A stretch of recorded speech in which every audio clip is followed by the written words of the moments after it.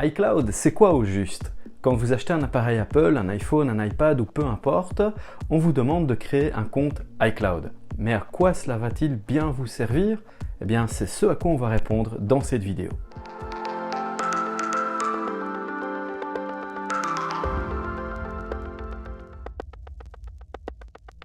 Alors iCloud, c'est tout simplement le service d'Apple qui sert à gérer tous vos appareils.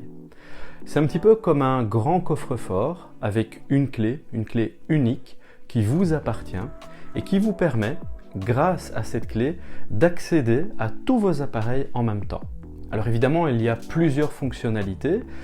La principale, c'est la sécurité.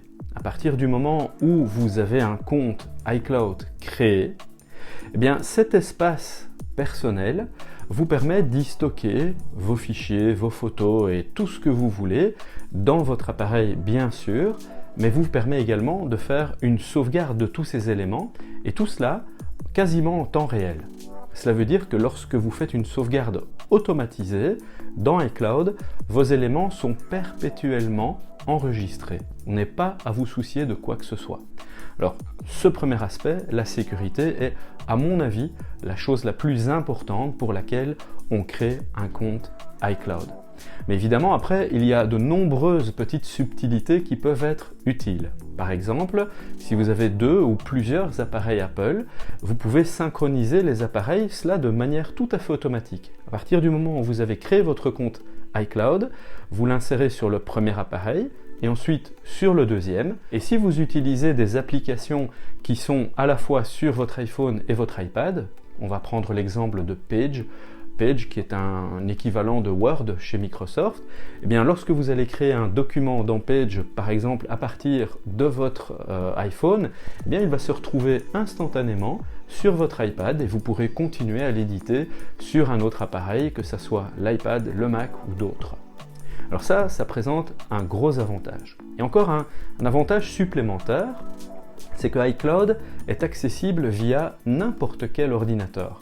Si vous allez sur un navigateur web, sur l'ordinateur d'un ami, et que vous tapez l'adresse iCloud et que vous y rentrez votre nom d'utilisateur et votre mot de passe, vous allez accéder à tous vos fichiers, à toutes vos photos, à vos calendriers, à tout ce que vous possédez sur iCloud. Alors là, c'est assez génial parce que vous ne dépendez pas spécifiquement d'un iPhone ou de votre appareil pour pouvoir accéder à vos données. Alors pour moi aussi, à mon sens, on parle de sécurité tout à l'heure, mais surtout d'accessibilité à vos données. Pour moi, iCloud est une très belle solution parce que où que vous soyez, à partir du moment où vous avez une connexion Internet, vous pouvez accéder à vos données via votre compte iCloud.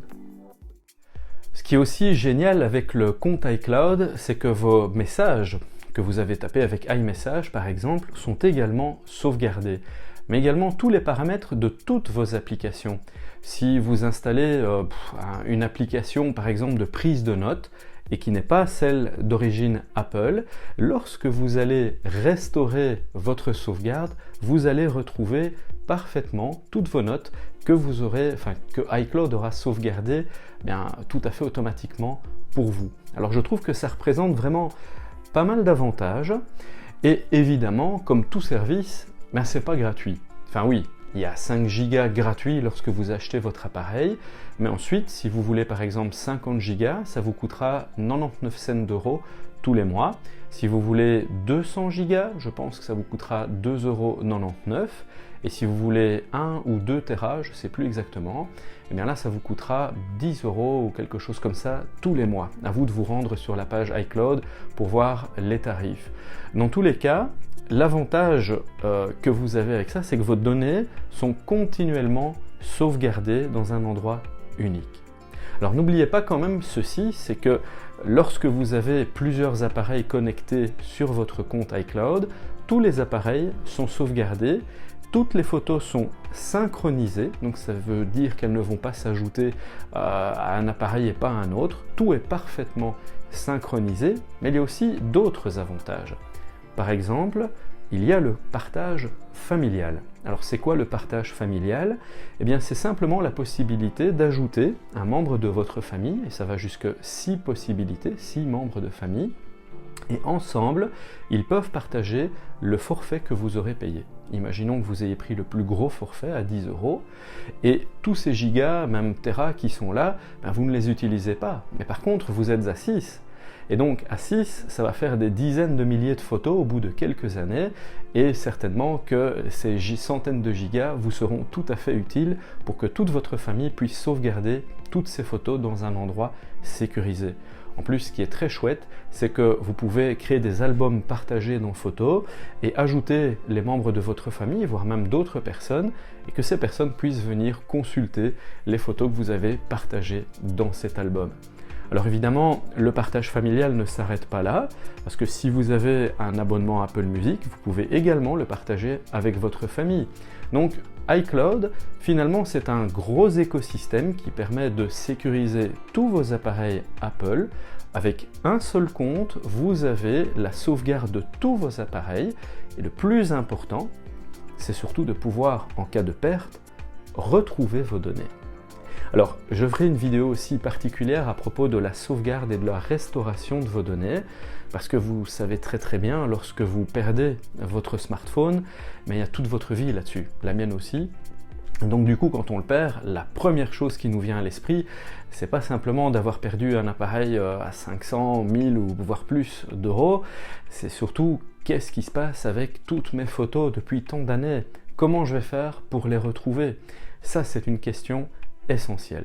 Alors, dans tous les cas, le but de cette vidéo, c'était surtout de vous dire, créez un compte iCloud et configurez-le convenablement. Alors ça, on va le faire également. On va regarder comment créer un compte iCloud et comment le gérer convenablement avec tous vos appareils.